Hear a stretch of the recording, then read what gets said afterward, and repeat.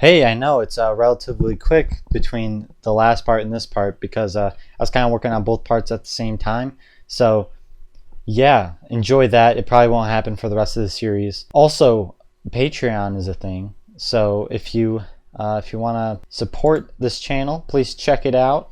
And yeah, enjoy this very quick episode or part, whatever. You get it.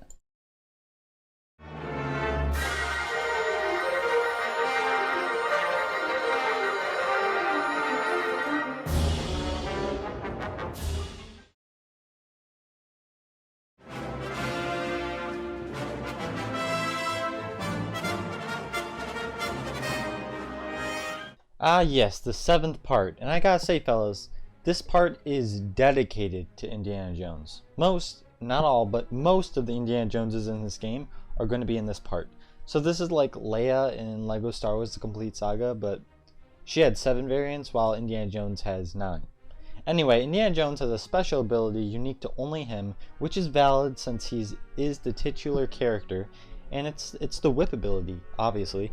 Basically, there's a platform with a spotlight on it, and with Indiana Jones, you can go on it and use his whip and to reveal something new. You may ask, why aren't the Indiana Joneses at the top if this ability is unique to them? Well, you play Indy in every level of the game, so you're always guaranteed to have what you need when you see those platforms.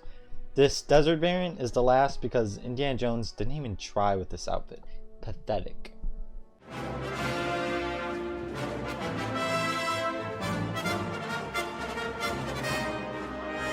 The differences between Desert Indiana Jones and Collie Indiana Jones is pretty much nil. I ranked Collie over Desert because Collie just sounds cooler. They're both jacketless and showing off their ripped chest. It's as if they're like teasing me. Remind me of what I'll never have. Anyway, Collie is a Hindu goddess, if you didn't know. And in fact, the Thuggy statue you see in this game is Collie. No joke, Collie is the god of destruction, which is fitting for a group like the Thuggy. Apparently, Collie was heavily involved in the acts of the Thuggy, as you all know about the blood of Collie. The Collie Indiana Jones is based off of when Indy was under the trace dubbed the Black Sheep of Collie Ma. So basically, I guess you don't want to mess with Collie.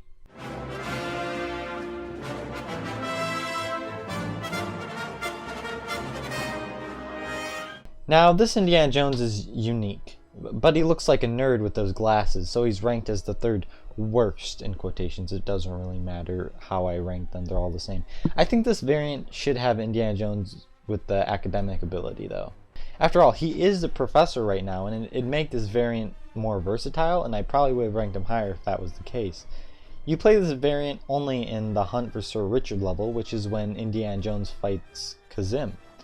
Indiana Jones's whip does have its own play feature with the wood platform, but it also has other minor functions. For example, if you use your whip at a good distance away from the enemy, you can use the whip to steal their weapon if they have one. This is kind of handy. I just never used it because the whip animation takes way too long. I don't care for the gracefulness of fighting in a Lego game. I just want to get it over with so I can progress with the level, you know? Because as I've said, sometimes the enemies just won't stop coming.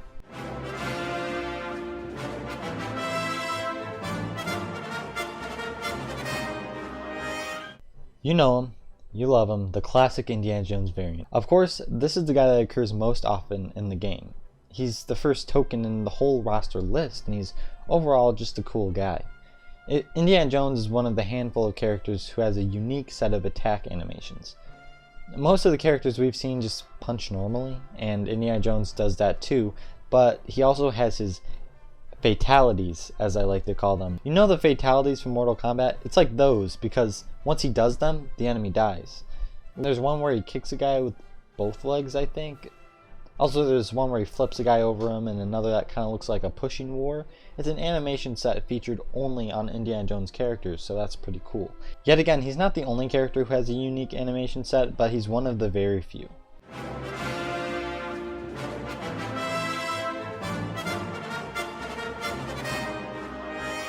In case you are a pleb regarding the lore of Indiana Jones, this is obviously the variant you play in the Shanghai Showdown level when the gang is in Club Obi-Wan. Anyway, at the start of the level in story mode, Indiana Jones is poisoned in his dinner suit because of Lao Che. The whole objective was to throw diamonds at the gangsters holding the antidote so you can get it, so Indiana Jones would become unpoisoned, so in turn be able to jump higher, because you need to push 2 buttons that reveal sword in a place where Indiana Jones couldn't get when he was poisoned. And then you use that sword to get the gong down so you can ride the gong through the wall. Deep breath, deep breath. That took a lot out of me. The funny part about that, though, is that in free play you can just skip all of that nonsense and go straight out immediately using a sword from the bandit swordsman or a spear from a Hobidos tribesman. That's just a little tip for you speedrunners out there, but who actually speedruns this game? Come on.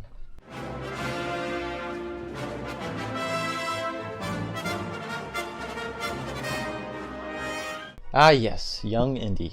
You can play this guy in the Young Indy bonus level. The reason why he ranks higher than other Indiana Joneses thus far is because he's more unique than most of the Indiana Joneses you get in story mode. Well, you might argue that bonus level isn't really story mode, but you unlock Young Indy after completing the level without having to buy it in the store, so I'm going to count it as story mode, so screw off. And yes, there are Indiana Joneses you have to buy in the store because you don't play them in story mode, and they're more interesting because you've never played them in story mode, but we'll get to them later. By the way, the store to buy characters is in the library. How weird is that? I remember I was a kid, when I was a couple thousand studs short, I just destroyed the library until I had enough. I kind of felt bad for the librarian, but hey, it's all about that grind, fellas. I've gotten really off topic a lot in this episode, but there's only so much I can talk about with Indiana Jones. And hey, since this has something to do with Young Indy, how about this? All Indiana Jones characters have a phobia of snakes. Whenever snakes are nearby, Indy shivers and quakes. Like I said, phobias aren't really used as much as they should have been in this game, so I won't count it against Indy as a character.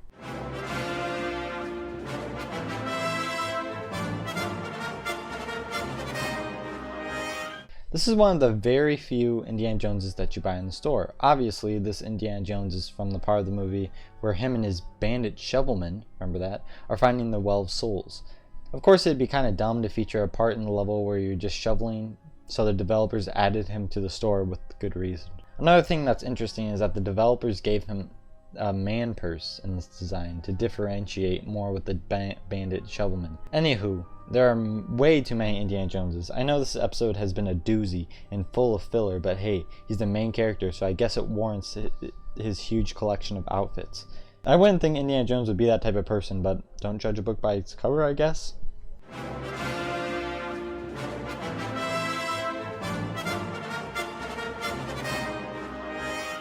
This is the last Indiana Jones for this episode. Not the last Indiana Jones of the series, though. It was really bold of the developers to make an Indiana Jones variant where he's literally dressed up like a Nazi. Granted, they took off the swastika, but anyone who's seen the movie knows what it's supposed to be. I guess it's not as bad as when you literally fight Nazis at their gathering in LEGO Indiana Jones 2.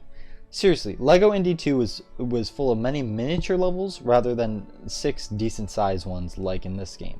To make it different from the first game, they chose less important scenes to make levels out of, and this little Nazi meetup was one of them. The flags just had the swastika removed, but it was edgier than what was seen here. Anyway, this Indiana Jones was also bought in the store, and they tried a lot with this variant. Like, I can respect that. It looks really good, especially since you never play the variant in story mode. However, despite this disguise being pretty good, he still doesn't have enemy access. That definitely won't come up later in the series. Obvious foreshadowing.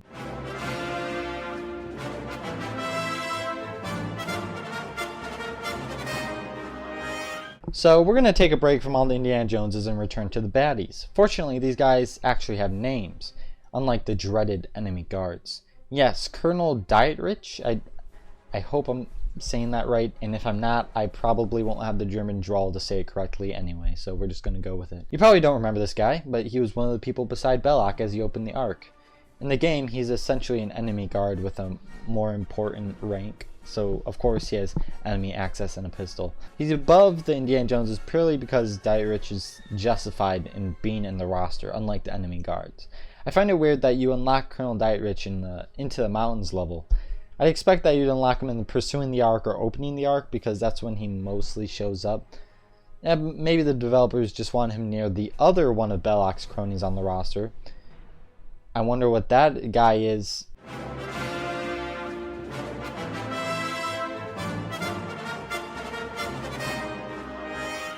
Now here's Major Toht, but I like to call him Major Thought. I mean, come on. This opportunity is too good to pass up. This guy ranks above Dietrich because 1, he's more important, and 2, his hat is looking mighty good. I'm surprised this Major Thought wasn't made into a physical LEGO minifigure. And I know they can't make a LEGO Star Wars collectible minifigure series. Does it extend to Indiana Jones too? Because if not, I'd love to see an Indiana Jones collectible minifigure series, similar to what they're going to do with Harry Potter later this year. I think Major Thought would be an amazing minifigure to include. And have him have like a medallion accessory. I don't know. It's never going to happen. I'm just speculating. If it did.